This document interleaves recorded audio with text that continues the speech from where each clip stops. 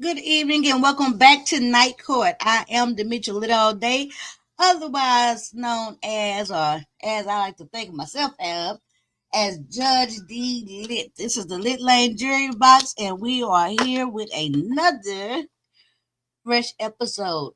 Hey, Miss Step 219. Hey, winner. Good evening. I hope y'all prepared for a good show tonight. Taking the stand. Tonight's episode is called Terence Tries It. So we're taking a stand is from the perspective of when these folks take their own freedom into their own hands by going up there and opening themselves up for cross-examination and to really try to convince 12 members of their peers to find them innocent. You know, that's why it's kind of rare when a defendant take the stand. So I wanted to kind of do a series about that. And it's another one of our shows we're going to have called Taking a Stand. Okay, let me say. All right. So this evening, we're going to take a look at the Terence box case.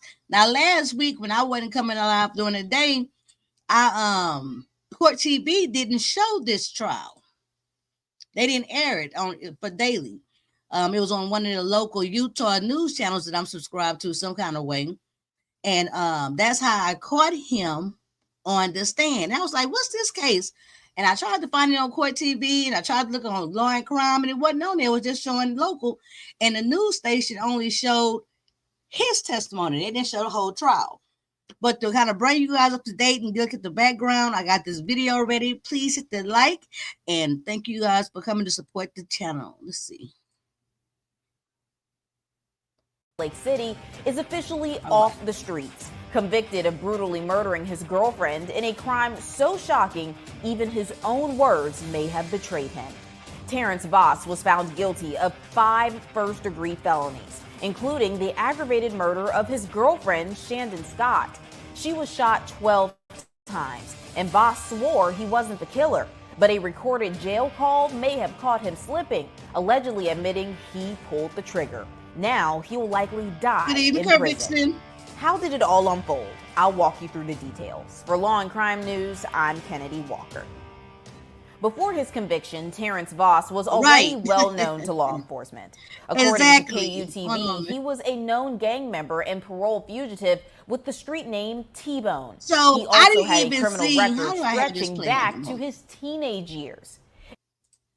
I'm telling y'all, this setup I'm trying to use on StreamYard with the studio, some type of like studio thing they have going on, it's messing me up with these videos.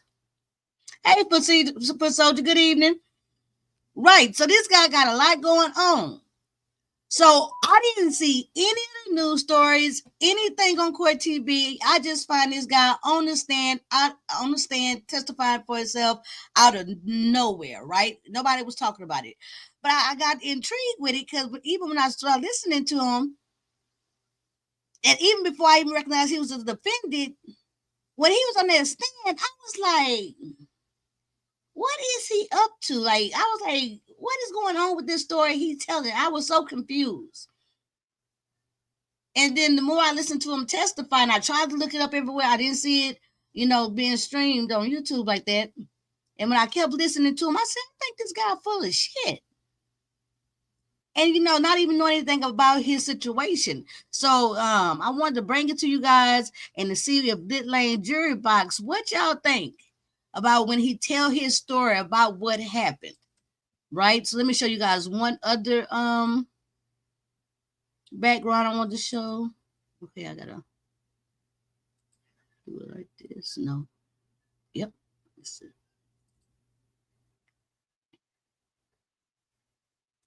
She was left like she was nothing on the side of the freeway. I hope that man. Hey, Lady Steph, good evening. Welcome back. Well, he was once a Metro gang unit public enemy #1. That prolific gang member is about to stand trial for aggravated murder. Terence Voss, who was the focus of multiple 2 News investigations spanning almost 3 years, is charged now with the death of his girlfriend, Shandon Scott. It is a case that rocked the Salt Lake Valley back in May of 2021. Chief investigative reporter Wendy Halloran is here tonight with a preview of this high-profile case. Wendy. Well, Heidi and Mark, this case is among several cases the state is being sued for over failed parole supervision by adult probation and parole. The witness list is long. The trial expected to take 6 days.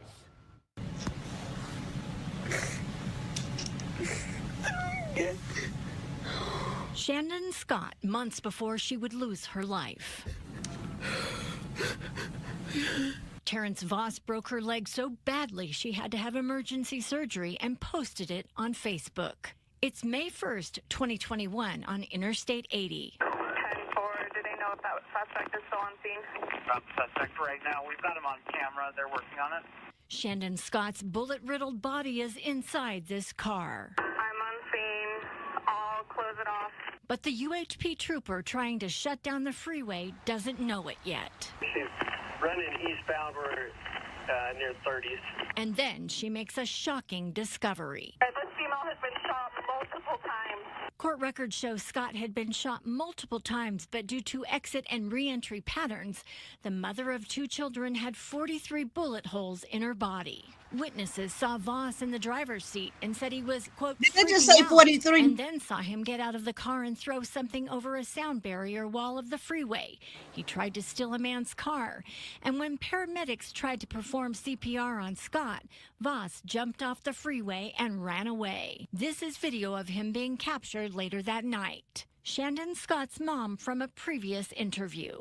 The hard knock on the door. Marjorie Scott is among the plaintiffs in a class action lawsuit against adult probation and parole alleging failed supervision of Voss that led to her daughter's murder. The first words that came out of my mouth Damn. Terence did it. An outpour of support for her family and her children. Please keep her in your wings and make sure that everything is going to be all right. He sure deserves everything that he has coming to him. Everything. That's some big Voss has eyelashes. pleaded not guilty. Judge Elizabeth Ruby Mills will preside. A long list of witnesses subpoenaed to testify when the trial begins after a jury is seated on Tuesday. And this is the defense witness list, which includes many of the law enforcement officers who worked the case. It shows Voss himself reserves the right to testify on his own behalf. That's what should we he finna decide watch. to do so. And he has decided to do so. Now I will be Okay? in court next week. So that's for what I opening wanted us to statements take a and look will at. I want to provide take a look coverage at of the state of hold Utah on. versus Terence Voss. Wendy Halloran. I wanted us to take a look at tonight and tomorrow his testimony on stand. Mind you, you have to don't think about none of that, just what he bring to the stand and if you believe his story or not. Let's see. Okay, I got it up already. Nope. Yep.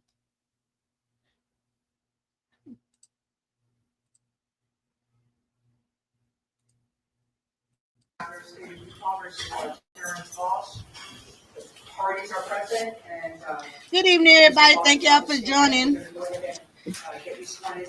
So here go Terrence Box. On trial for unaliving a young lady, beautiful young lady, in 2021. Hey, Living. My name is Terence Voss. First name is Terence, last name Vos. Terence, I want to draw your attention to April 30th, 2021. Remember that day? Yeah. And I'm going to be talking to you about what transpired that day and transitioned over to the early hours of Utah. In the evening of April 30th, what were you doing? In the evening, we were at a bar. We went to Johnny's, our dive bar. And we got there for a while as usual. Let me stop you. When you say we, who's we? It was me and Queen Shandon, and then Heather and Morgan met us there. So there was a person named Morgan and a person named Heather, and you said you were there originally with who? With Shandon. And Shandon is the victim. you said you went to a regular bar that you guys go to? Yes, sir. Do you recall what time of night you went there? We went to the bar around like 10:30, and yeah, and that's where we met Morgan and Heather, that's where we kind of like started. It's how low to you? What they did, Johnny, which is 1 second. When you say second and second, are you talking about second south and like second west Salt Lake City? Second south and second east downtown, right across from the. Is that better? Okay, in Salt Lake City. How long were you guys there for? We were there for a minute. We were there for like 2 hours, 2.5 hours. Okay. Sorry. So you said you were there about 2.5 hours. Sir. So you were there past midnight? Or just 2 midnight? Oh yeah, we were there past midnight, absolutely. Decided to leave. Decided to leave. Well, at first, Morgan and Heather went to the other club. They wanted us to come, but due to circumstances, I wasn't really trying to go. And so me and Shannon just decided to go to the after spot where Morgan and them would like meet up with us after. But I didn't want to go to the club because of, frankly, I couldn't get in there. Okay, understand. So you said that Heather and Morgan had left to go to a dance club. Yeah, sure. You decided that you would meet up with them, you said at the after spot. Yeah, it's like after hours. Wasted like, because the last call's usually at 1 o'clock and this other place goes till 4, so. Okay. That's just what we do. So I'm just gonna break this down and clarify. So the after spot is the place that stays open till 4 a.m. Yes, sir. And where is that located? That was located somewhere around 24 South and just off the State Street, right by the Harley Davidson. It's just like a warehouse building and like, they have like a studio and all kinds of stuff in there. Is that South Salt Lake? It is South Salt Lake. And so when you left Johnny's, the bar on 2nd South and 2nd East, around midnight, 12:30, did you go straight to the after spot in South Salt Lake? Yes, we did. We went straight to it. Didn't go anywhere else? No. I'm going to ask you a question about Nibley View Court. Familiar with that area? Yes, sir. Why are you familiar with that? Well, my cousins live there and I would go there all the time, so I can stay there off and on sometimes depending on what was going on. So we've heard throughout evidence that 7. Now, mind you, we did just look at the news clips. He is a well-known, well-recorded gang member. He had domestic cases. He was most wanted out there in Utah for a minute with all these different signs and poster boards and billboards, right? And he's sitting up there with them gang tattoos all across his neck trying to act like Poindexter. He should just... 37 East Nibley View Court. He got a lot going on. Was rented by your cousins. Yes, sir. And who are your cousins? My cousins are London Davis and Bryce Davis. Prior to being at the after spot, were you at Nibley View Court at any time with Shannon at night? No, I was not. Did you go to the Nibley View Court area between leaving Johnny's bar at midnight and going to the after spot? No, we was not.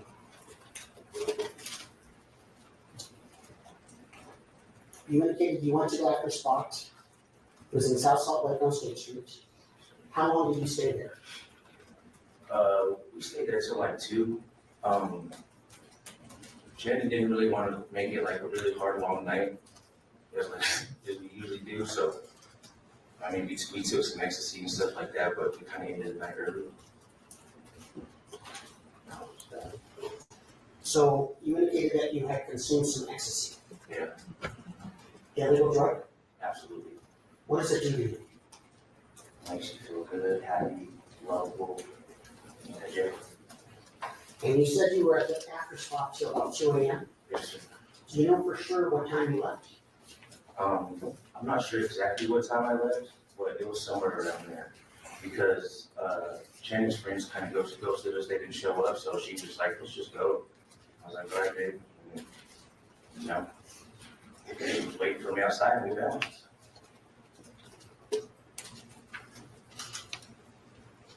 We heard evidence that her phone did a pin drop of your location on State Street at about 1:46 a.m. Were you guys still at the after spot at that point? Yeah, I believe we were. I believe it was around that time, or maybe just a little bit later too, that we actually left. Waiting for her friends? Yeah, they didn't show up. And then she even tried to text her friend Viv too, she was supposed to show up, but as a matter of fact, I was actually texting my cousin too and asking him to come out with us. So obviously I wasn't at Nibley View if I'm texting him asking him to come out. I'm sorry? Obviously I wasn't at Nibley View if I was texting my cousin and telling him to come out with us. So you recall sending a text, was it to London or Horace? It was mine. And letting him know where you were and telling him to join you? Yes. You guys decided to leave the after spot after her friends don't come in. Did London come to the after spot as well? No, he didn't. Did he respond? I don't know if he responded to that, honestly. It was kind of, I really don't remember. So you decided to leave the after spot, and where did you decide to go? Home. We were gonna go home and call it a night at Nibley View. Yeah, maybe we might have had a couple of things or something when we got there, but I don't know, we were just going home to just call it a night and be inside and no longer, she didn't want to be out. So was Nibley View Court your home? No. Was it Shannon's home? No. Okay, let me tell you. Lady Steph saying, is anybody else struggling to get the pronunciation of their words due to the echo, or is it just me? Now, I don't have an echo, but it sounds like the thing I have going on my audio is like, it sounds like their background is loud. It's bad? Okay. Dang. I wonder if the other one like this, the cross-examination. And see, Court TV didn't stream it. Oh, well. I'll try to see. Let me see if the cross-examination do like that. If it does, then we'll just go on and I'll look at some news stories with you guys from that Kimani story. The girl, I found it last night. I watched a couple of videos. Let me see. I'm going to try and see if the cross-examination come out better. That's one thing. Let's go here. Mm-hmm.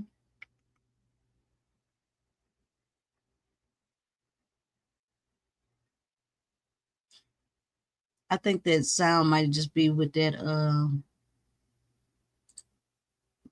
Let me pull up the. You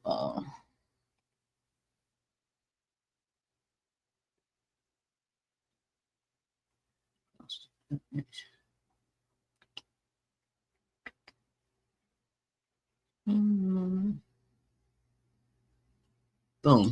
Here you go. Hopefully the sound will be better. Keep your fingers crossed. On the record of state of Utah versus Terence. This one sounds better. On the stand and under oath on his better. No, let me know. But how about this? Good afternoon.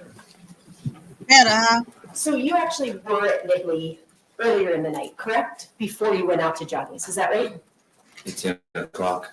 Excuse me? It's 10 o'clock. So earlier you testified that you had not been to Nibley at all that night, but you were there because Shannon actually picked you up at 9:55, correct? Shannon picked me up at 9:55 because I was there. Okay, so you had been at that house, that residence before? Yes. That night? Yes. You were singing. Okay, so I think this is way better, right? So I guess they fixed their audio. Hey, Miss Queenie 98, you end up being right on time, girl. So this is a cross-examination of Terence Vox. He testified in his own murder case, right? And it's very rare when a defendant actually takes the stand.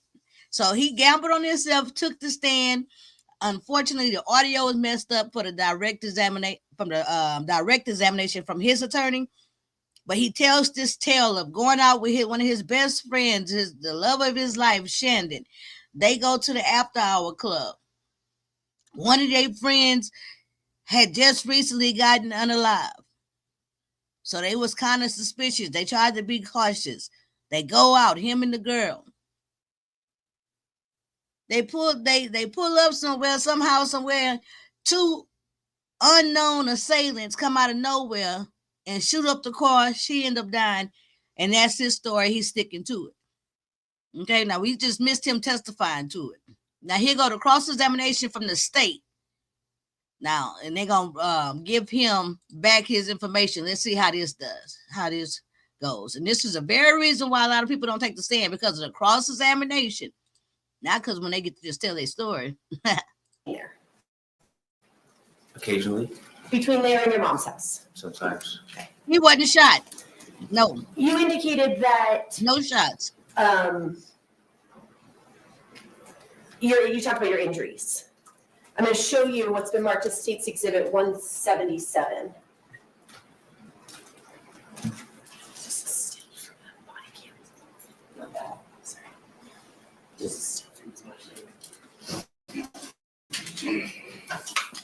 Mind you, he didn't cry and cried when he was just testifying for himself. Can you see it on your screen? I don't see anything that's black. I forgot to plug the computer into the... I forgot to plug the computer.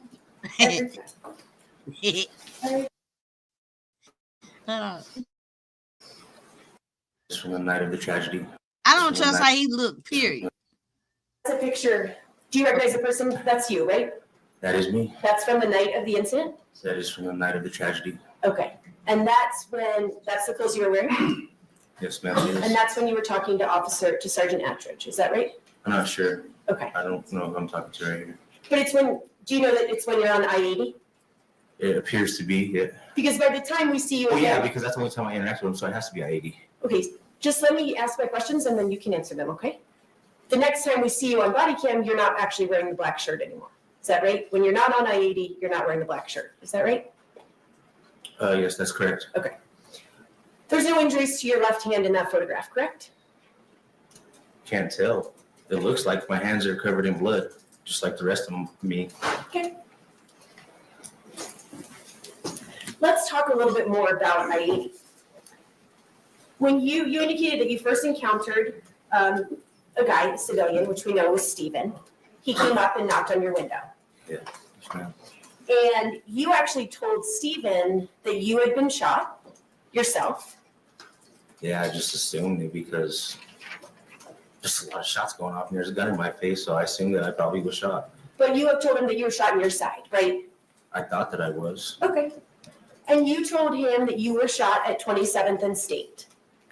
That is not true. Okay. You didn't tell Stephen that? I did not tell Stephen that. So if we can hear it on the 911 call, that's not what you said? That's not what I said, because that's not where we were shot. Okay. And if I did say that, it was because I don't know, I was distraught. Okay. At some point, you don't try to put Shandon in the truck, but you actually try to take Stephen's truck. You could hear that on the 911 call, right? Yes. I don't know what my brain was doing. So eventually, after Stephen, some officers started arriving. The first trooper we saw testify, it was a female. And then eventually you start interacting with Trooper Attridge, correct? The male trooper that testified earlier in this case. Yes. Your interaction with Trooper Attridge is on the other side of the lane of travel, correct? No, it was in the middle of the freeway. Okay. Up again.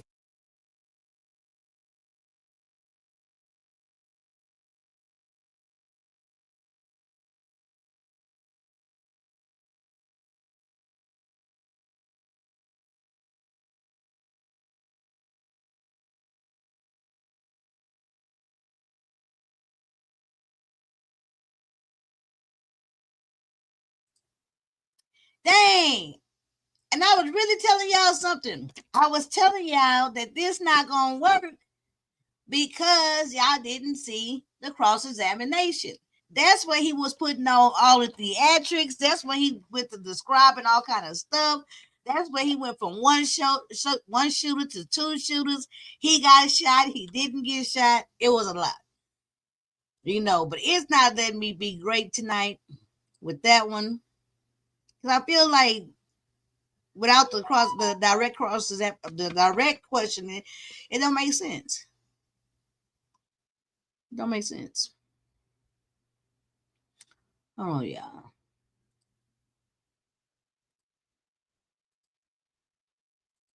Hold on. Good evening. Let me see. Let's go back and play it. At least see if it, maybe if I fast forwarded to the part where he talked about what happened.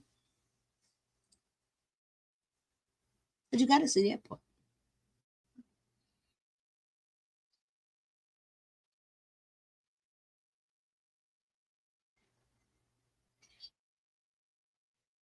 Okay, here you go, right here. Let's see. You guys get to know the report. What is this better? What does she do? She pulls into the little parking spot where we usually park, and we were just hanging out and smoking, and then we were kind of like we were talking shit to each other, but then we started kind of like arguing, and then it stopped, and we stopped arguing, and we were just like, okay, everything's cool, and then we were just smoking, and I was smoking cigarettes, she was smoking weed. Let me stop you. You said you guys started having an argument between the two. Yes, sir. How loud was that argument? Was it yelling? Was it? Absolutely not. It wasn't even it was not even close to like a confrontational argument. It was not like that at all. It was kind of like we were actually kind of like making fun of each other, and that's kind of like how it turned into, Was anyone yelling at the top of the voice? Absolutely not. You indicated that you were sitting in the passenger seat? Yes, sir. And you said you were smoking? Yes, sir. A cigarette? Yes, sir. And you were trying to say something about the smoke. What? I make a reference to a window? Please hit the like. Thank you for supporting. I believe either because Shannon doesn't really like me to smoke in her car, but I smoke cigarettes and weed at the same time, especially when I'm intoxicated. So I was smoking with her and a cigarette at the same time. So I don't know if I had the door open or if I had the window down. It was one or the other, but that's usually what I would do to let the smoke get out of the car, because I didn't want her car smelling like cigarettes. Okay. I'm a chain smoker. So you can't recall specifically if you had the passenger window down or if you had the passenger door open to let the smoke out of the car? No, I can't remember specifically which it was either or. I honestly just kind of don't remember. In the past, would you do either or? Yeah, all the time. That was just kind of like the regular rotation. Like I would always smoke out of the car or just, sit halfway in the car and smoke. So you're smoking, you guys have a discussion and you start teasing. It ends up you guys are teasing each other on the high note? Yeah, we were. Just something happened that was unexpected. Yes, sir. What happened? We were Here we go. We were just talking, and I remember this dude sticks a gun right through the window, came up right beside me, puts the gun right in my face. And I remember he yelled, "Fuck KO," and that's my homeboy that just got killed. And yeah. So you remember all of a sudden, unexpectedly, someone was right there on the passenger side and stuck a gun in your face. Yes, sir. They mouthed something off to you. What tone of voice did they have? It was kind of loud. It was kind of loud. It was just like really shocking, kind of just surprised. It really just surprised me. Just the whole thing, it was just. So he says, F KO, What happened? Were you able to see who that person was? Vaguely. Did you recognize the person and can you put a name to him? Yes. What's the name? I'd rather not do that. You're under oath. And I understand that. It's just something that I'm not comfortable with doing. And yeah, I don't know. I'm sorry. I don't know what to tell you, but I'm just not comfortable with identifying anybody in any type of crime. So you see this person, he says FK. Boom. And here one of the things that I was like, okay, so he literally says right then, he can identify the shooters. But even though he only one person on trial for his life, possibility no parole, ever getting out, he know who the shooters is, but he's not going to say it. You know what I'm saying? And I think that's one of the first things the court, I was like, what? Because when he started crying, it's like, you know, it's so sensitive. I don't know. Y'all tell me what y'all think. Let me let it play. But at this moment, that's the first thing that made me say, he full of shit. What happens next? Two real fast rounds. Oh, that's simple. Boy, bye. Let me stop you. When you say he squeezes off 2 fast rounds, so you mean he fired a pistol? Yes, sir. 2 times real fast. 2 times real fast. In which direction? Like this, towards us. Okay. And just I grabbed the gun, and then it was like hot, and then he squeezed off some more, and then that's when it felt I just felt it burn my hands, and then we just kept fighting with the gun. And so before he shot those 2 times, did he grab the gun? Right as he was putting it in, but I didn't actually grab the gun when the 2 shots went off because my hand wasn't on it yet. But I don't know if I maybe have like changed the angle on it or something, like the way that I moved. Because reaction wise, you just lean back. I don't know, it's almost spinning your face, lean back and try to grab it. So no thought, no, it's all subconscious. Yeah, Just reaction. Subconscious. So, Mr. President, you're going to need to, for the record, describe as under the positions. Yes. So the angle was coming from, he would have outside of the car, so he would have been, the angle would have been coming in from the passenger side into the driver or into the passenger seat outside of the car. So you had your hand up and above to your right and above you, and the hand looked like it was 2 feet above your head. Roughly, yeah, it was roughly about right here, but that could have been because I leaned back. Because we have an audio recording transcription, but we don't have video. That's why I have to describe things. Yes, sir. So you were sitting in the passenger seat, and hand gets right in your face with a gun above you to your right, and you said that you leaned back instinctively. Yes, sir. And you demonstrated that by going back in the seat that you're in right now. Yes, sir. And you put your right hand up. Yes, sir. What about your left hand? My left hand went like over my right hand and under it to like tighten my grip on it, but it also was like on top of his hand. Okay. So you I used, remember feeling his hand like distinctly. you used both. So how your hand both under and on top? Let's go. Both hands to do that. Yeah. As you're doing that, you said that's when he fired 2 rounds. Fired 2 rounds, and then we just like were going back and forth with the gun for a second, and then he shot a couple more times, and I don't know. It was obviously traumatic, but I don't know exactly what happened. But he either hit me with his fist or maybe with the gun, because I was kind of like, I remember like being hit pretty hard, like not with a bullet. Yeah. Do you remember where you were hit in your body? Right on the side of my face. So you're hit in the face, and you put your hand on your right side next to your right eye. Yeah. Is that on your right temple? Yes, sir. Right cheek? Yes, sir. It was. So somewhere in that area, and It hurt. Was it a hard hit? It was a hard hit. It was like It was a hard hit, but not a bullet hit. But I just felt like I couldn't let go of the gun. That's just kind of all I can think about. As you're struggling to take the pistol away from him, as you have your both hands on the gun, one hand on his hand, he's firing the gun. Any idea how many times the gun was fired? No, because it was just so loud and there's just flashes in your face and stuff.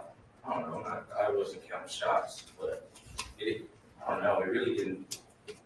And y'all say they said the one at 43. How far away was the gun as it was discharging being fired to your face in inches or feet? It was about half a foot away. So at one point, in between half a foot and a foot, sometimes he would go back and he would try to pull it like that. So sometimes it would go. He would like I would like kind of like lean forward with him out of the thing like he was pulling, trying to pull the gun, and then it was like a tug of war. And so you're demonstrating that you're leaning forward and to your right as out the window. Right. And he's trying to pull. That's what I'm trying to picture. Is it like, so he's saying the whole time they're struggling, the man steady doing shots, and he's still sitting in the passenger seat, and the person came from outside the car to the right, right? That's a lot of shooting, and he don't get shot in that. That's weird. Exactly. Yes, sir. And you're holding on. Let himself say. So I'm trying to put this together. Right. We know the car was on the freeway. Okay, we know the car was on the freeway. Was he supposed to have been in the car with her fighting with the gunman? Then after that, she was shot 43 times? No, apparently they went to the after hours, and then she pulled up the car. She pulled up the car somewhere to smoke, and they would just, I think at this point in time, the car was just parked, and it sounded like somebody walked up from the right side to let him tell it. Living say, exactly. Judge Judy say, if it don't make sense, it's not true.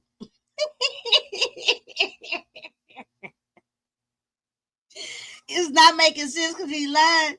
Y'all think so? But he gonna say, girl, he was traumatized. This was a traumatic experience, okay? So, mind you, I wish I wouldn't have showed y'all the news clips so y'all could have seen it just like I saw it, right? Because having not seen nothing, and just watching this the first time, I kind of felt, I felt for him. Watch. And so, it's like, surely you can't take all this from 6 to 12 inches away from your face. Yes, sir. What's that doing to your perception? Your ability to see and know what's going on? I don't really remember being able to see that much because I don't really recall seeing that much, but I do recall seeing another silhouette, kind of like standing off to the side, which was away from the dude who had the gun that I was still fighting with. And but it was just a silhouette, and like I can't really tell that I could see that much, right? Or hear. It was weird. So, struggling back and forth, doing this wrestling match of him trying to pull the gun out of the window, you're trying to take it away from him, it's being discharged, the percussion of the gunshots are going off in your face. Yes, sir. You see the silhouette. The attorney testifying, if you just ask the questions.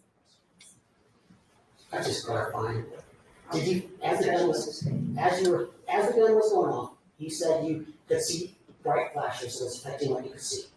Yeah. Were you feeling it? I don't remember feeling too much. I just kind of like dizzy from the hit, but also I remember the distinct gunpowder and blood taste. So, what do you recall happening? Bullshit. Now one bullet hit him and 43 bullets hit her. We were Right. fighting for the gun for a minute, and then after he got his little second round of shots off, whatever, we just kept fighting, and I don't know why, but eventually he just dropped the gun and ran. He literally just let go of it and ran the other way. And I don't know if he just like gave up on the fight. I don't know if something was wrong with the gun. I don't know what his reasons were, obviously, but he just ran. He just literally like, I guess maybe he felt like he was there for too long. Maybe he already shot. I don't know. That's good, you know. So you don't know why, but all of a sudden you have a pistol and he's running away. Yeah. Okay. The pistol actually dropped. What happened? I had to pick it up. I had to pick it up off the ground, off of the seat right between my feet. The floorboard? Yep. So Probably off the ground in real life. gun gets loose, it drops from both of your hands, goes to the floorboard of the car. Is that when you notice him running away, or was he running away before? It was like simultaneous as he dropped it and ran, and then my mind unthinkable. I was just kind of tripping. I was like, he just dropped the gun. So, and then he goes, but I'm like down here. I'm like looking down on the floorboard, trying to. As all that's going on, are you aware of what's Shannon's doing or what's happening in the Shannon? I hear her say, she's like, maybe. Yeah, it was letting him make it without them not connecting She's the like red in light. the driver's door, but she's like turned, almost like Like Mike, he's doing a whole lot of like talking. she's covered up, you know? Right? So let me stop you. So she was in the driver's seat, and you said that her upper body was leaning towards her left, as if she was going towards the driver's side door, as to either cover up or maybe get out of the vehicle. Yeah, one or the other, I don't know, but that's when I noticed her, and like, and she wasn't saying that she was hurt, but I could just tell. But what about by, like, these the way her tears? voice was. She has a very beautiful, powerful voice, and it wasn't strong. And it just like it really scared me. So you notice that. What do you do? Oh, man.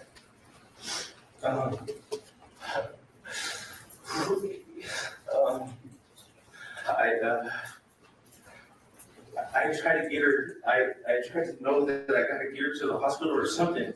I just know that I need to help her, and I know that she's having a hard time moving. And I'm just trying to like. I'm just trying. I don't know, like trying to help her and move her to the car to the other side. And then that's kind of like when I first grabbed her. That's when I really started freaking out because I felt how much blood was on her. And I usually don't freak out with stuff like that, but I lost it. I lost it.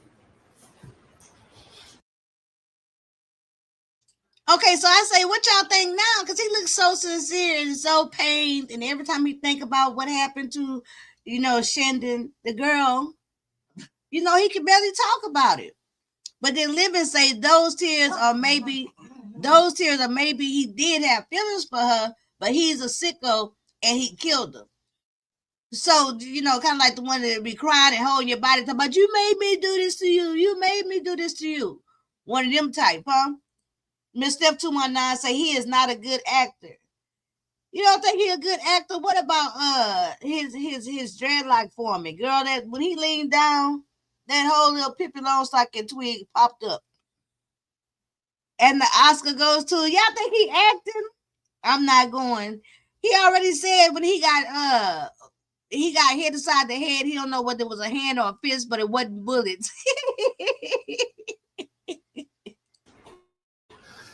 So, is this all going on when you're in the passenger seat or out of the car? At this point, I think I was out of the car. I did lean over her, and I also got out of the. But at least he can make tears. How many people we didn't see, and they couldn't make not one tear? Y'all not giving him no credit. We didn't see some defenders take the stand, and they couldn't even make one piece of a tear. Doing good. At me for a minute. When I first saw this, I was like, oh, I can't recall if I moved her through outside the car or through inside the car, but I know that I got her in the passenger seat, and she was kind of like, I could feel her body because she was kind of trying to help her move too, and it was just hard, I couldn't. I don't know, man. It was just hard to feel her like weak, but at the same time, like I wanted to just get her somewhere. So you got her in the passenger seat. Do you get in the driver's seat? Yes, sir.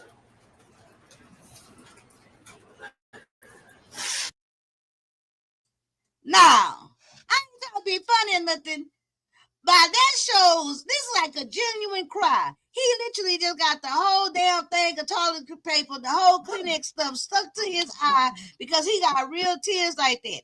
Right now, he's sitting up there looking like somebody old uncle.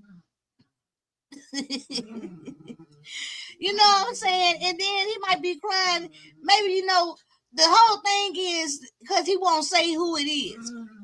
To me, he won't tell them who the shooter was. And he gang banging. You know what I'm saying? So if he do tell it and they don't believe him and he go to prison, they gonna kill him up in there. Right? Because he snitched. If he do tell it, you know, they can still all that. What y'all think? It might be true. Y'all saw that Kleenex get all stuck to his face. And you said that you were Let at me the for time, president, child. I you're was not sure gonna what you tell. were, you didn't gotta get her to the hospital. It's guilt. That's where the tears come from. Yeah, I knew I had to get her to the hospital or somebody needed to help us. And I was just, my cousin comes outside. I don't even know what he's saying to me, but I just told him that we needed help and I needed him to drive us to the hospital. And he says no. And he fucking runs back into the house. And he leaves us out. J-A-L-E. So, what do you decide to do? I had a choice. I have to drive her in her car, you know. And like I can't find my phone. I can't call 911. I was thinking that in my mind, I wanted them to like help me get them and her into the car and then drive. And I would like try to help her in the back seat or something. That's what I was like trying to get help for her. But As you said, this was traumatic. this is extreme. This is the worst thing that's ever happened, ever. Panicking. Beyond panicking. So, cousin goes inside the house.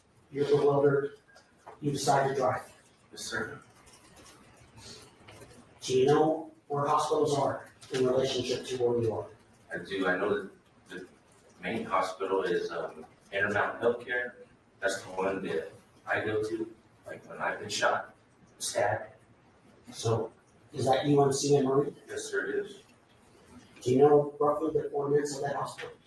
I think It's in Utah. 50 state or something like that. Maybe 49. I'm not sure. So, My mom works there too. that's where you decided to go. Yes, sir. Okay. Are you thinking much as you're driving there? Yeah.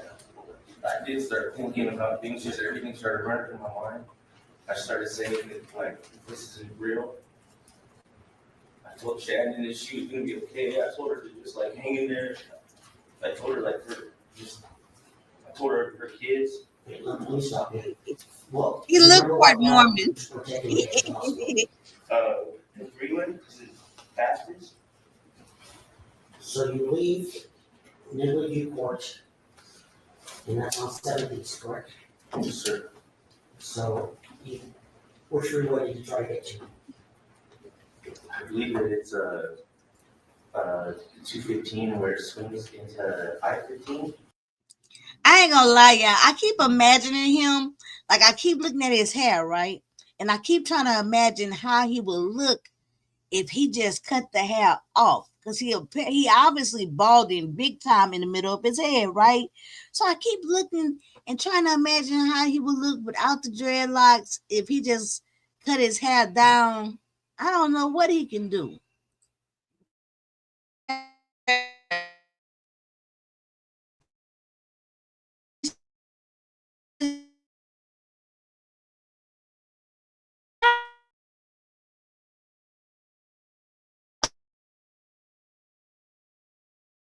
What's called when they go up in there? Lock up, not lock up. What they call up in there? 60 days in. 60 days in, they was in Utah. The people was gangsta up in that prison. In that jail, prison, whatever one it was. You know? But he sound real proper though, but you know, think he got And then ran it's up really on. like right in front of the hospital, almost right. So like, get on the freeway and. So your plan was to get on 215 or I-80 West. Yes, sir. Get on to I-15 South and then get off on 52. So y'all just find the man guilty. Were you able to do that? I was not. What stopped you from getting in the hospital? Put him in there with the brothers. Oh, look. Get on 215 or I-80 West. Boom. Watch what's finna happen. Tell me his nerves not bad, like, oh my God, I don't want to get killed. Watch this. West. Yes, sir. Get on to I-15 South and then get off on 52. Yes, sir. Were you able to do that? Watch I this. was not. Okay, we put up the next. What stopped you from getting in the hospital?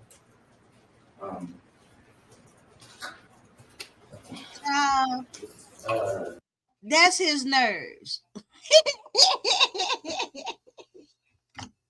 Guilty next. Okay, he was in fact guilty. He did try to tell his story. He even wrote to the judge. He did a whole lot of stuff. So I just found this real interesting. Let me pull up. Hold on. Let me pull up and look at y'all. Look at this, what you guys did. What's her name? Kamani story. Now I was watching on Carlos' channel, and he had a lot of different video clips all together in one place. But let me see, what's her name? Kamani. Hold on. Let me try to pull it up. What playlist did I put it on? This was the story that I think M. Renee suggested about this 13-year-old. I think that's in Ohio as well. And she didn't came up missing and they didn't found her body. I say, dang. Oh no. It's on my playlist. Which one? Probably news stories. Let me see. Okay. All right, let me share this with you guys and see what y'all thinking. I watch Carlos as well in this case. Right.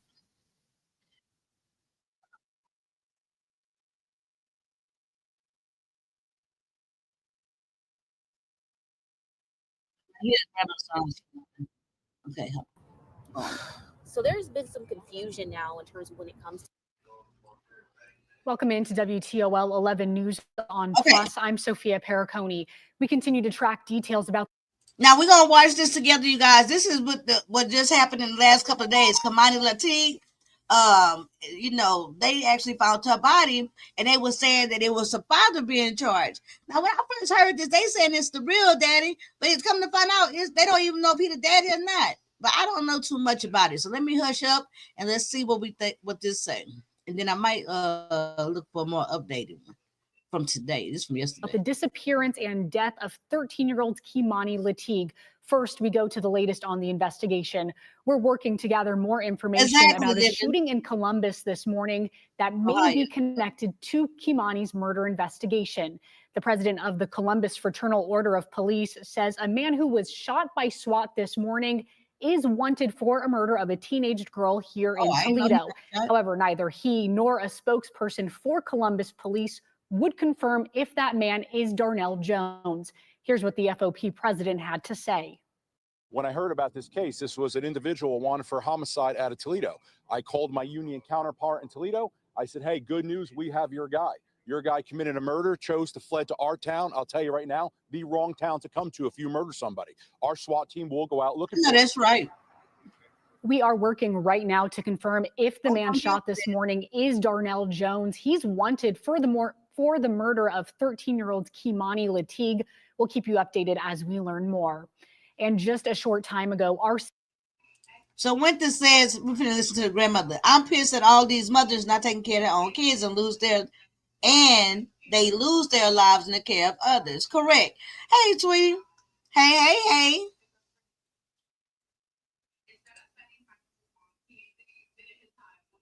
I think too, because the kids go with the Silver family, that sometimes they get lost in the cracks and stuff because you don't have the actual paperwork.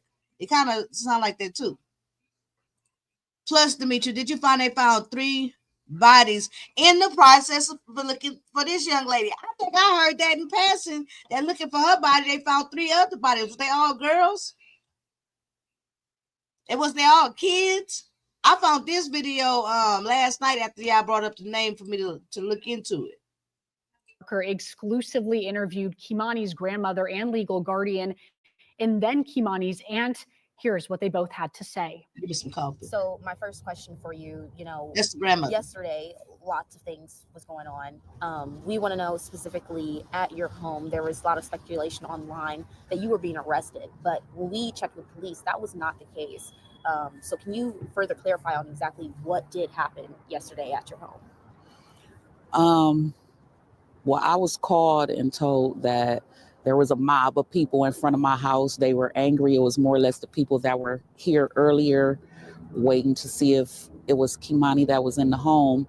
And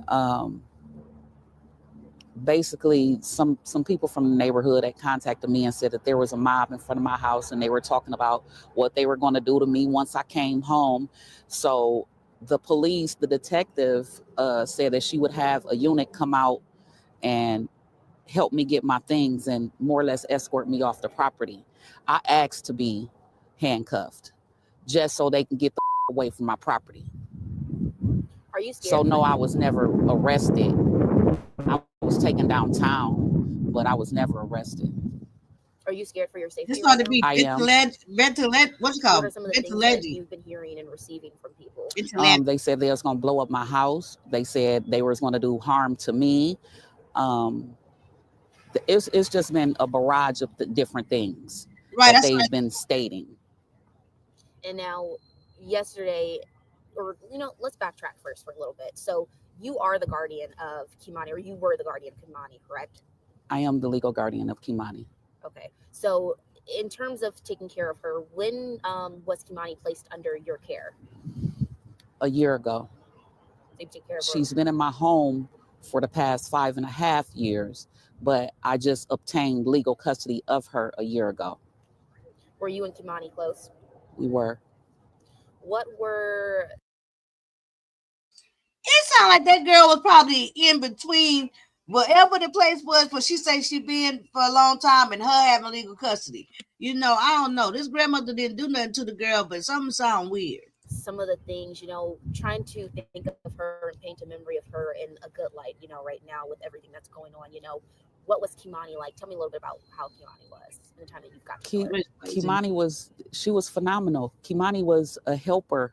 Like she was older than what she appeared to be. Like, how they say somebody has an old soul. She was that. She loved older music. She loved playing video games. She loved the friends and family that she was allowed to be around. She played basketball for Spring Elementary. She was highly intelligent. So I'd like to clear up the mental issue. I don't know if that's where she lived at or where the body statements. No, she was not mentally ill in any way. We had her, assessed, and they didn't feel as if anything was wrong with her mentally. So that was not a issue. But back to Kimani, she would, like, say for instance, someone would come over and they had children. They didn't have to worry about their kids because Kimani immediately embraced them and would play with them. All right, so somebody, Zanaya, but that young lady bounced pretty okay. We talked about that. Tweety said, if you would have thought the video people were trying to fight the grandma, that's when they showed the longest stint on Carlos' channel this morning. Tweety said, what is crazy is that they are saying that he was her biological dad. Other people are saying he's not the biological dad, but he was spending time with her. But if it wasn't no understanding between that and the mama didn't, if the mama ain't raising them, you got her with somebody else, and it's not his family, and they don't know, they ought not let her go nowhere. Is that the neighborhood? Here go the question. So Lady Self said, is that the neighborhood they live in? And Tweety said, no, it's a burned down house 4 miles away from her home. So it's the same in close. I watched the video from almost beginning to end about this situation. I saw it on Carlos. I guess people were angry with the grandmother because she admittedly said she allowed him to visit or spend time with her. They must, You know, half the family must kid have thought they was daddy, half of kid them stuff. She was just, and it must have been she was the whole phenomenal. life. Like I said, she was like no other kid her age. Well. What school did Kimani go to? She went to Spring Elementary. And we were told that at that time she was doing good at school as well too, correct? She was. She had brought her grade point average up from a 3.4 to a 3.9. And you know, actually they were going to have an award ceremony for the basketball players today at 5:30, but when I divulged to them that she had passed, they've rescheduled it. She was going to receive her trophy for being, you know, on the team and stuff. I don't understand how she was 13 in elementary unless she got held back a couple Her of times. birthday is Friday. She would have been turning 14. She would have been 14. Did you have any plans for her? But maybe they didn't know we were going to have her a large birthday party because winner. It would have been her first birthday where. That's what I would think. I would think at some point in time, how you say, oh, that's my baby daddy, and then he don't be around, and they maybe just didn't bring it up. I doubt very seriously he just dropped in out of nowhere and said, I'm her real father. He had to been at birthday parties before or some type of way where that woman trusted him. Because I wouldn't want to think that she would just let him go with anybody. But, you know, she did. God damn. I don't know. Simply, it was her mother's responsibility to care for her own child and protect her. Bottom line. But maybe they didn't know he was not her biological birthday. My. Right, Tweety. The age, school not matching. A lot of stuff not matching at all. And then, you know, what I don't be understanding is to me, but a lot of people don't put their children's fathers on child support. And I didn't know that a lot of people didn't do that. You know what I'm saying? So to me, the whole idea of not having DNA and not knowing exactly who your baby daddy is, all that shit is so foreign of a concept to me. You know, why wouldn't they know for certain? You know, it's weird. I guess a lot of people in the hood, so they don't put them on child support. And so therefore they don't get no DNA test taken. And that might be why they don't put them on child support, because they don't want to know who, you know, I don't know. It's a hell of a rabbit hole. Once again, all of my children were together and could participate in the party. Her mom was supposed to come and everything. So I asked her early on, what type of party do you want? She said she wanted a basketball themed party. So that's what I bought. Things that revolved around her playing basketball. I'm still receiving stuff in the mail for that. I feel like she's lying right there. There's been some confusion now in terms of when it comes to family, you know. I do not believe this woman, what she talked about this shit about some birthday party and stuff like that. You know, right. I heard it this morning on Carlos King video. Not Carlos King. I can't remember his last name is, Tweety. I woke up and started watching that and then ended up falling asleep.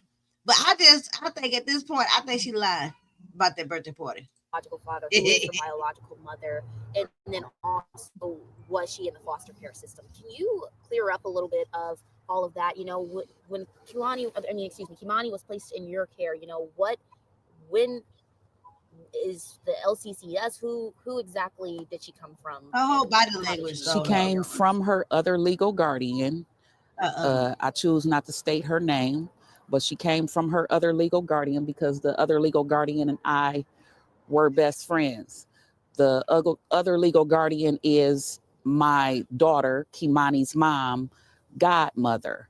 And we had already discussed when early on, because she's been with this person since she was 9 months old. My daughter has never really had custody of Kimani. So she's been with this person since she was 9 months old until, like I said, maybe 5.5 years ago. Now, off and on, this person, we would interact and, you know, do different things with her, for her, or I would contact her and tell her, well, I need this, or Kimani would like that. And she would come by and oblige, and we would commence. You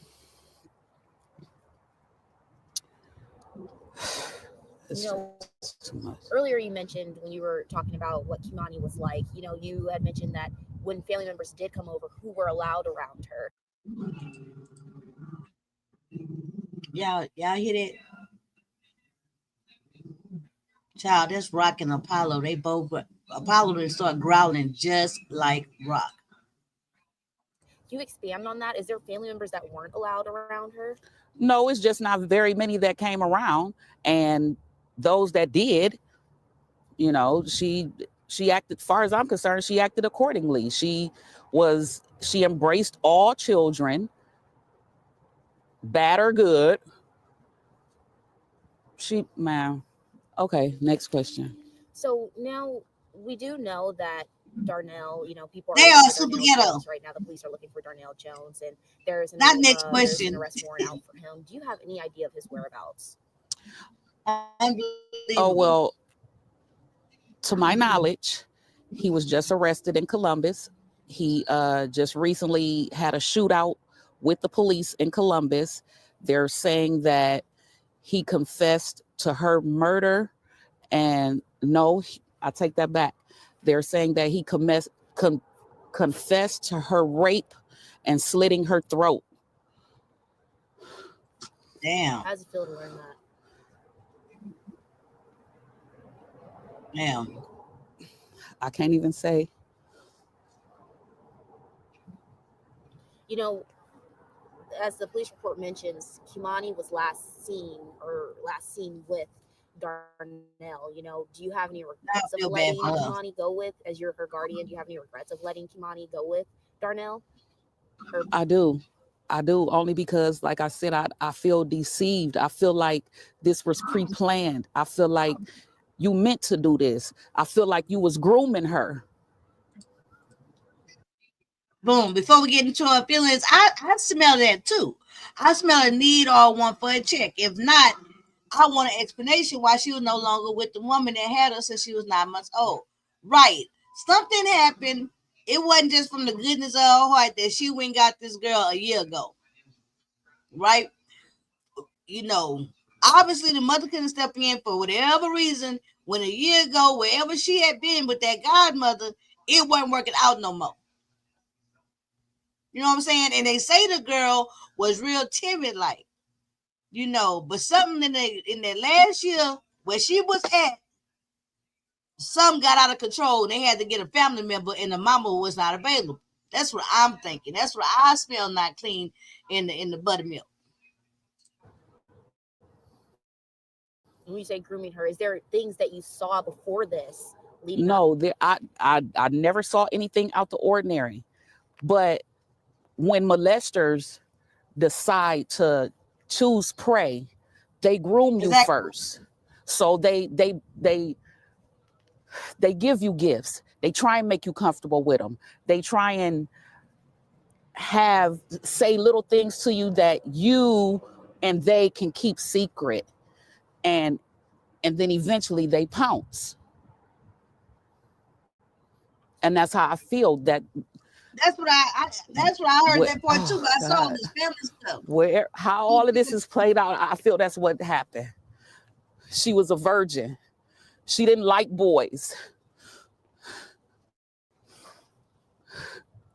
There's also comments, and we're just trying to address those and get those addressed. There's comments online and speculation again that, you know, Kimani, her home situation, she was abused. What do you have to say to that? Okay, so Lady Steph say they cut off her hands. Liam say yes. Tweety say the grandmother has had her for the last 5 years, but has she had her for 5 years? You know what I'm saying? Is it you know, at this point in time, it's so easy to be so skeptical of everything. You know, I think this lady might be, for me, I think she might be coming off kind of like real ghetto and real, I don't know what her demeanor is, but she was getting a life threat. So that might be why she was like kind of like on guard and defensive.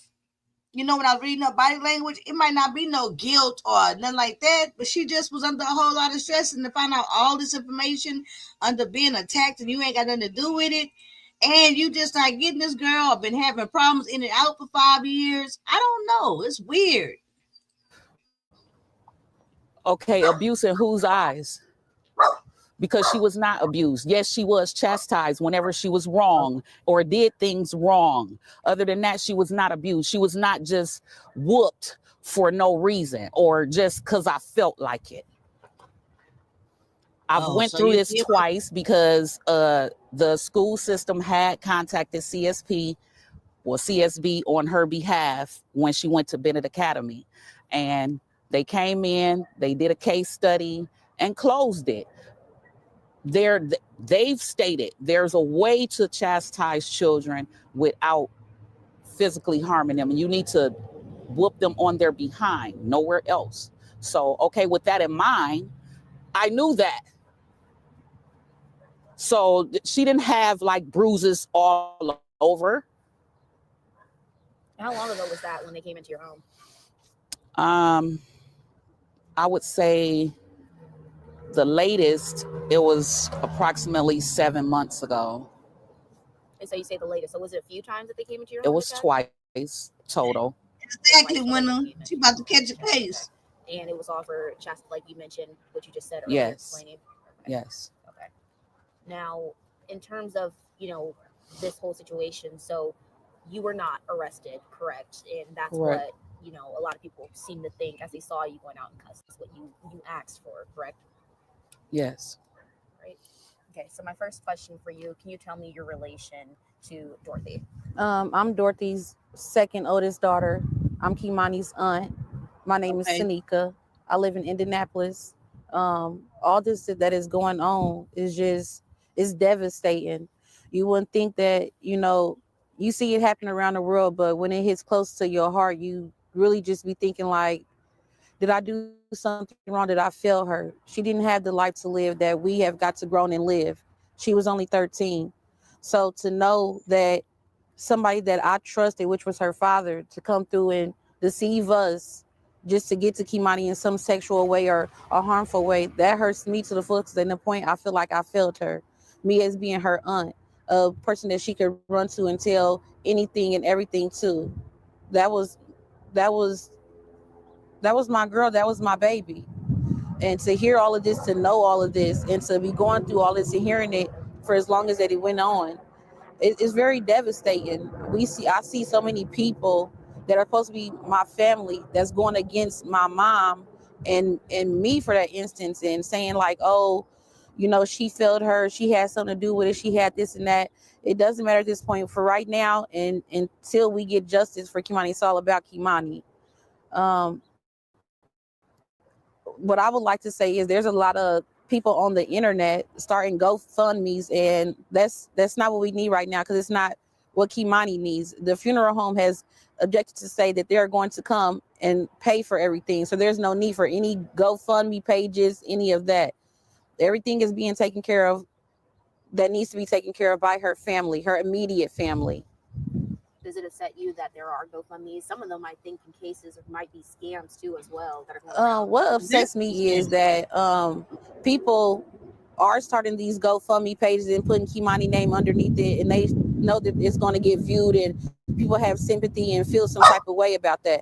And some of them can be scams, but I know some of them have come from family members. When just let the immediate family handle that. Like, what y'all gonna do with the money if y'all not turning into the funeral home? There's no need. Let us handle it. Y'all just sit back and give us the emotional support that we need. That's what we need right now. As a family, as a community, we should all come together and just give each other the emotional support that we honestly need. That's just what I asked. I think that's well said. You know, girl, you could have posted that part all over social media. What was she saying? Well, I think it's kind of good. Can you imagine being right now at the height of, like, right now at this moment, because of the Zanaya, because of that girl Zion Foster, that was last year, because of Susanna Morales. You know, this stuff that's happening, to these young Black girls right now in the true crime, in the legal tube. This is like big, like a recurring thing that's starting to take more of a front line, right? So these families, with the Zanaya girl, they was breaking into houses and doing all kinds of stuff. And then they didn't even have nothing to do with it. It's for everybody to, calm down, breathe. I know this is a hard time because it's not just a hard time for y'all. This is a rough time for me. I just need y'all to come together and understand that we need each other as a community, as a family, and emotional support is what we need the most in this situation.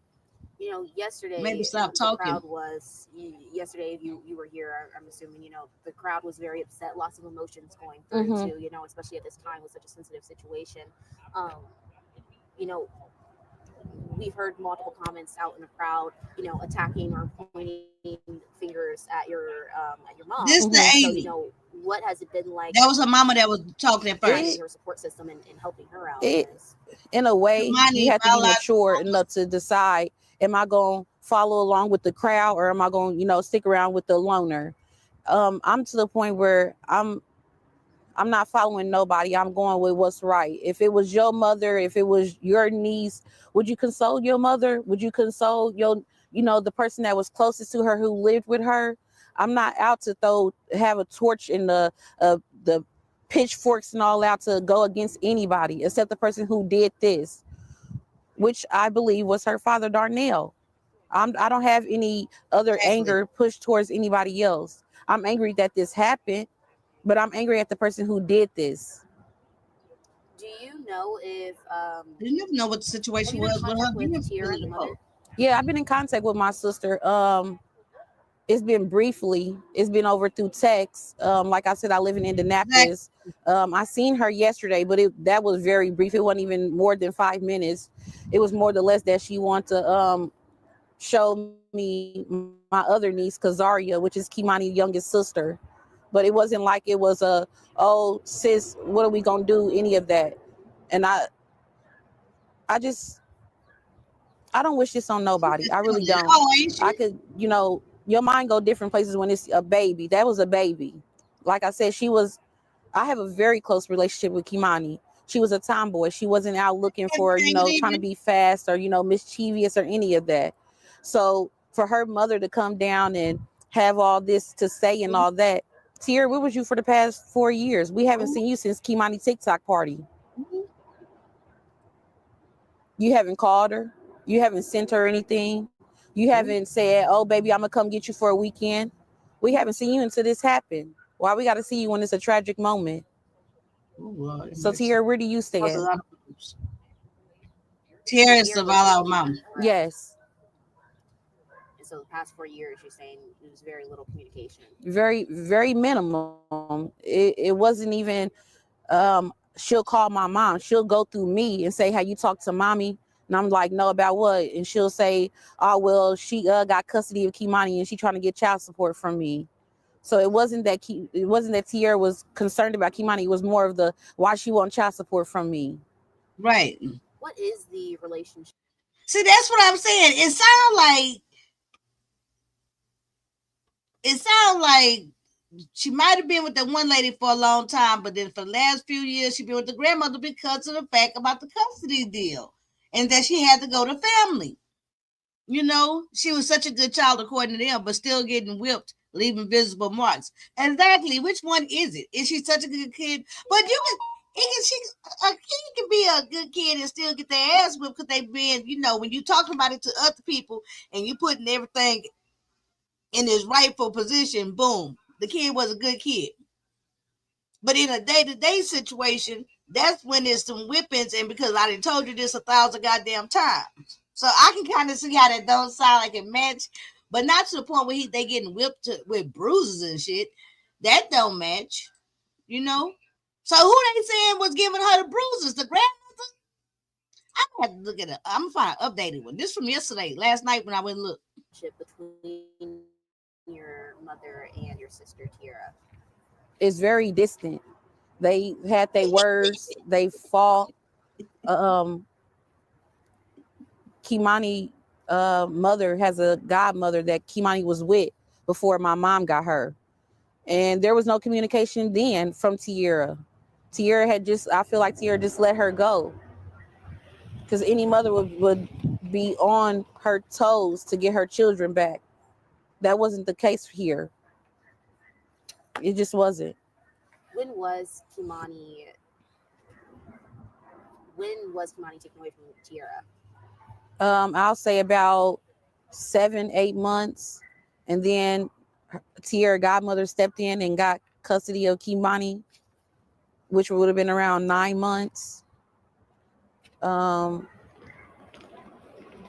and Kimani had been with that lady from 9 months all the way up until about, I say 5.5 years ago.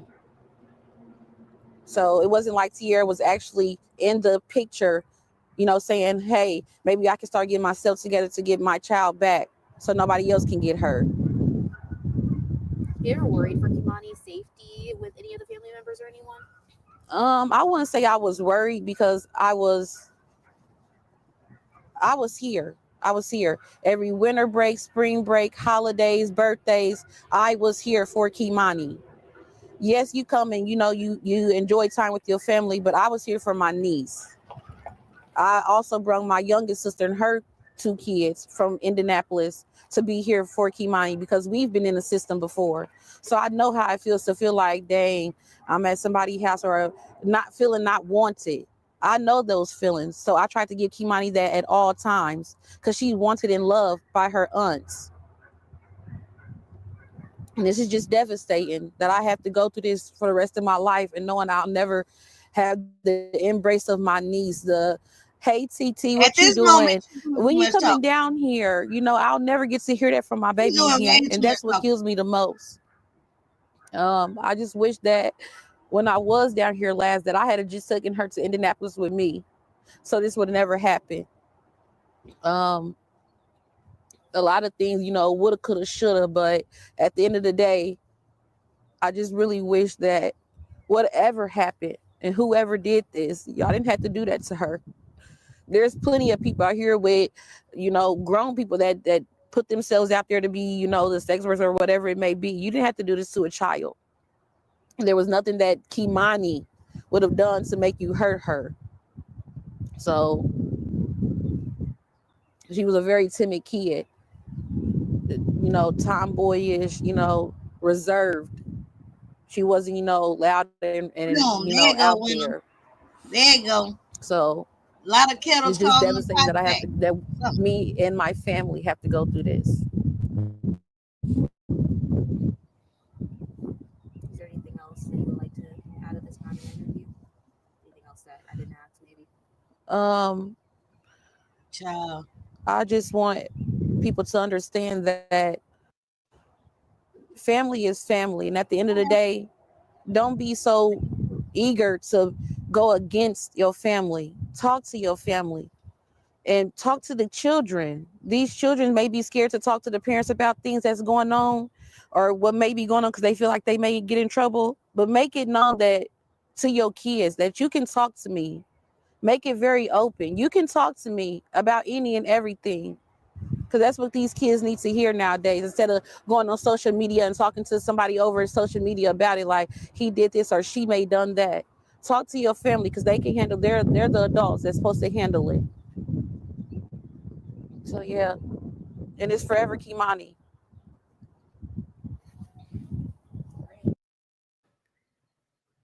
And to be clear, right now, Darnell Jones has been charged with murder, abduction, and felonious assault. There have been no criminal charges filed regarding any sexual crimes at this point. We also just got information about Kimani's cause of death. The Lucas County coroner says she died from multiple incised wounds of the neck. She was pronounced dead shortly after noon yesterday. We'll have much more on this breaking story throughout the day. Until then, thanks for joining us on WTOL 11+. Hold on. So we'll go over here, okay? Because that was the last night when let me see about the standoff. At the end of the day, I want to know how much involvement that man had, no matter who she had been with, right? No matter who, if she was with the godmother, if she was with, no matter what. I want to know how much involvement did the man who said he the daddy is. Had he been at Christmases? Had he bought birthday gifts? Had he been at parties? Talk about from daddy. Has anybody heard anything more about that? I'm trying to look for more.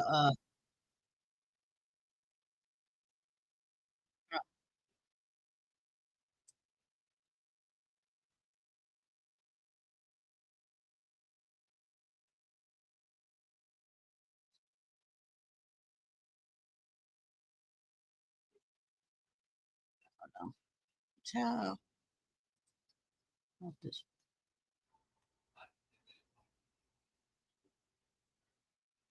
Why this other lady coming up? Hold on.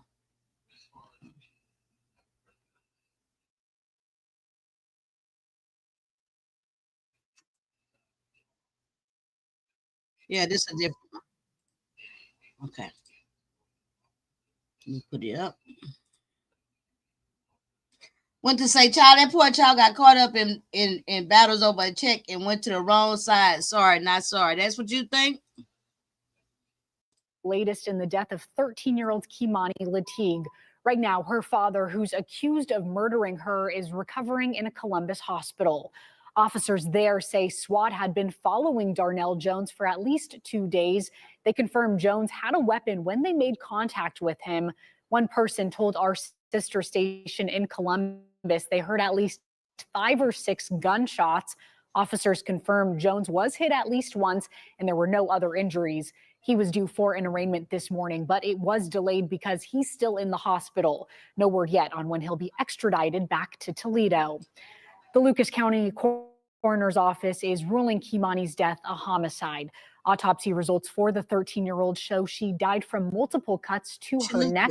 Toledo City Council members are calling for changes within the city government following her death. Many of them tell us they were heartbroken as developments on the situation came in. Now they're questioning whether the city could have done more to prevent it. And some say they just want answers. I want to hear from CSB. We all do. What happened? What was the missing link? Where was the disconnect? Toledo Mayor Wade Kapsakavich tells WTOL 11 might not be no he wants to see disconnect. the legal process play out, though he also says he wants to see the, quote, book thrown at whoever is responsible. Donations are now being accepted to help cover the costs of Kimani's funeral. Her aunt says her services are not fully covered. Anyone wishing to donate can do so to Brown Legacy Memorial. That's a funeral home here in Toledo.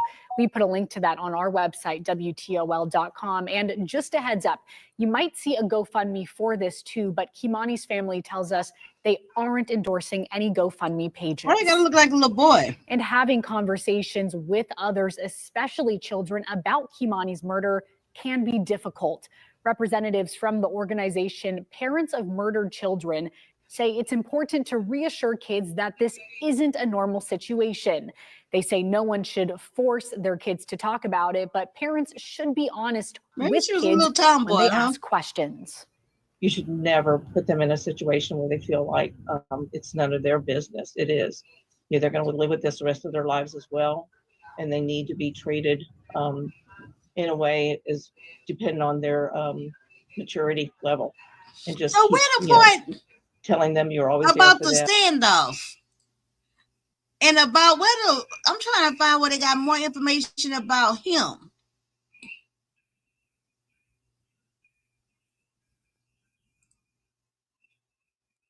I gotta do more research on this. When the family feels. It's just a crowd this year.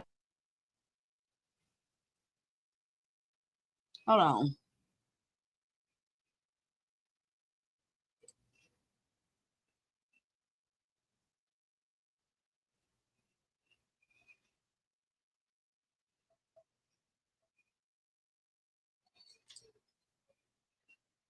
I thought y'all could see this. All right, y'all. So we're gonna have to do some more research on that to see what's going on.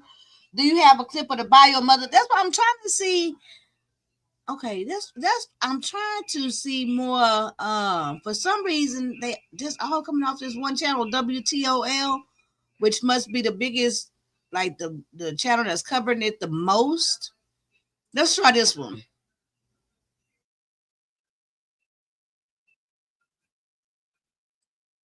Hold on.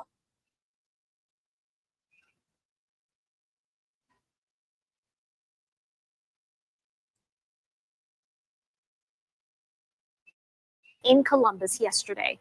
Our team coverage of this heartbreaking case. And as we come on the air here at 5, and this the community in mourning just days after a Toledo teenager was found dead in an abandoned home. Kimani Lateague, forever 13. Tonight, her father, the man accused of killing her, remains in the hospital after he was shot by SWAT officers in Columbus yesterday. Our team coverage of this heartbreaking case continues tonight as the community tries to cope. And tonight, city leaders are responding from the chief of police to members of city council. 13 Action News reporter Alexis Means has more on that in just a minute. Mike Trenley calling the case heart-wrenching and one of the worst outcomes of a missing persons case. Also addressing the amount of information released about TPD's investigation from an officer after the murdered suspect was shot and arrested by Columbus police. And we want to check in now with Alexis Means live with what the chief had to say. Alexis. Sasha and Lee, I'd like to show you this scene where the little girl was found. Her body is found in this house. And if you just take a look right here, people have been coming every day to memorial, to say their goodbyes and to basically, remember this young lady. This community is heartbroken. The chief says his detectives went to Columbus this morning to talk with Darnell Jones. The chief says his detectives didn't stop working this case. He told me they did several search warrants Sunday and used cadaver dogs to search wooded areas trying to find Kimani Lateague. Columbus police arrested Darnell Jones yesterday after the SWAT team tracked him down. Jones is accused of killing Kimani, his 13-year-old daughter. An autopsy report revealed her throat was cut. Police found her body in an abandoned home on Miami Street. Jones was supposed to face a judge in Columbus today, but he is still in the hospital. Toledo's police chief says that he was taken back by the comments from the Columbus officer after Jones was arrested. Say anything was wrong? Sure. If you're talking factually, I'm not going to get into whether he was factually correct or not. But what I will tell you is I was very taken aback by those comments. To me, unprofessional. To me, not his place. There's a lot of things that he was running his mouth about that he had no business talking about. So let's take it from two different angles. Number one, let's talk about investigations.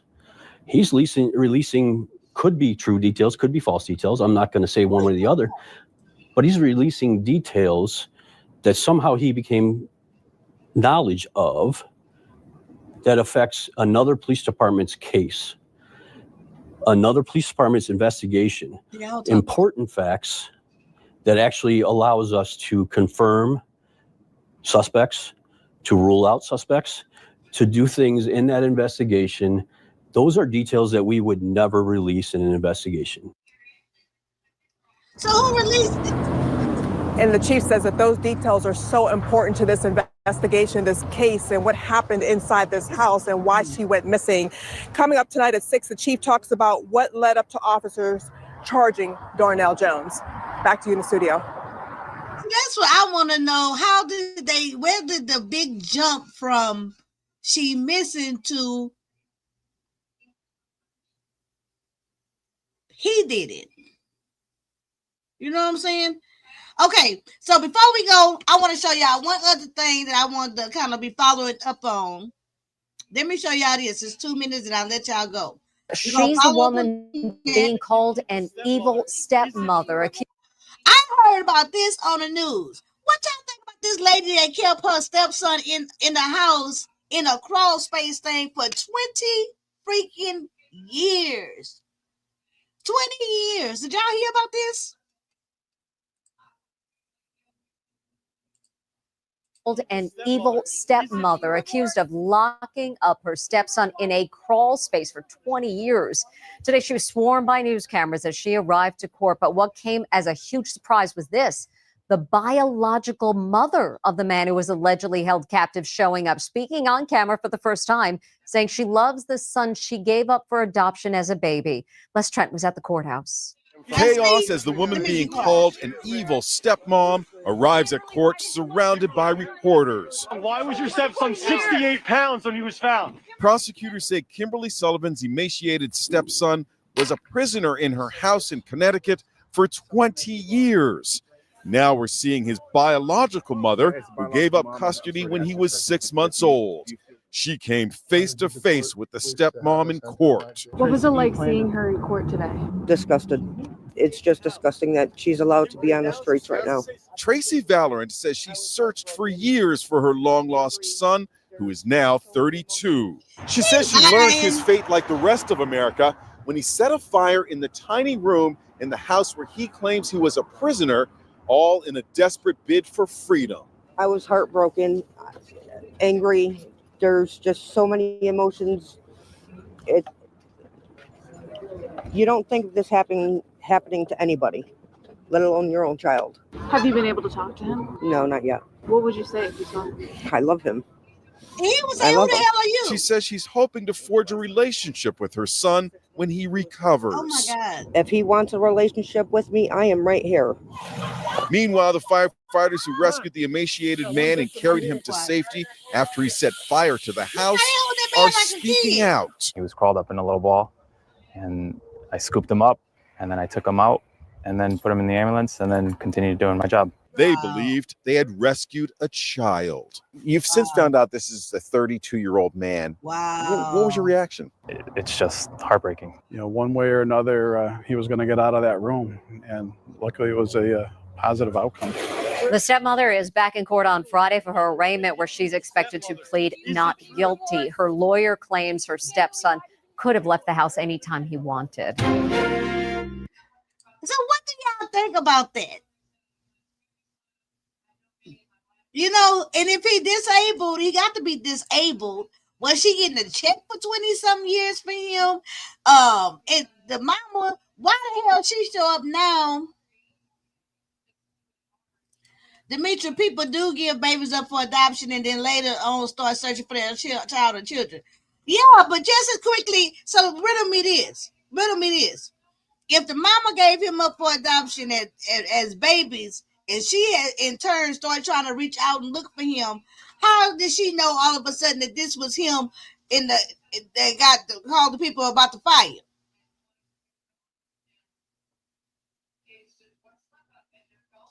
She was getting, I mean, how did mama find him so quick when it's on the news? I need a razor brain. The mama full of shit. The biological mama full of shit. She been knowing where he was at probably. That's why she popped up to give her little 15 minutes of fame. I think the mama full of shit. Where's she been at? And then tomorrow I'm going to show you the story about that black girl, that real pretty black girl, who now she finna go on trial for killing that white man who wanted her to tie him, to tape him up in plastic tapes and cover his face and suck his toes and hit him with a paddle. Now she facing life in prison. You know, it's a lot going on. You know, it's a lot going on. But anyway, y'all, this was taking the stand. I tried it out.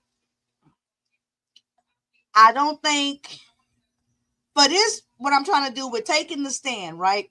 I got to figure out how to best put out this content. And I feel like I'm missing something in between when I'm planning my content and when I come and produce the content. I feel like it's something missing in between with what I'm doing. Like, should I do like edited pieces, clips, like where I'm already looking at the story, I already get my ideas, get my little commentary about it and show it, and then we talk about it, or what? That's the part I cannot figure out. There may have been other things in the background that was not stated on the news as to how she knew it was him.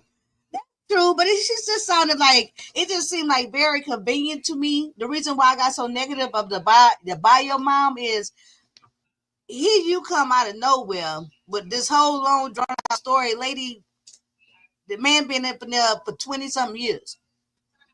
Apollo, what do you have? So I don't know, y'all. Anywho, we will be back on tomorrow. I think I'm gonna go ahead and show y'all the case about the girl with the bondage in the S&M and why she on trial now for almost about to face murder charges. Okay, and what my thoughts are on that. So this is another show, Trial Watch with DEMETRA. This is Taking the Stand. The first episode, Terence tries it. We gonna keep working on how this should be done. Okay. That's more likely guilt.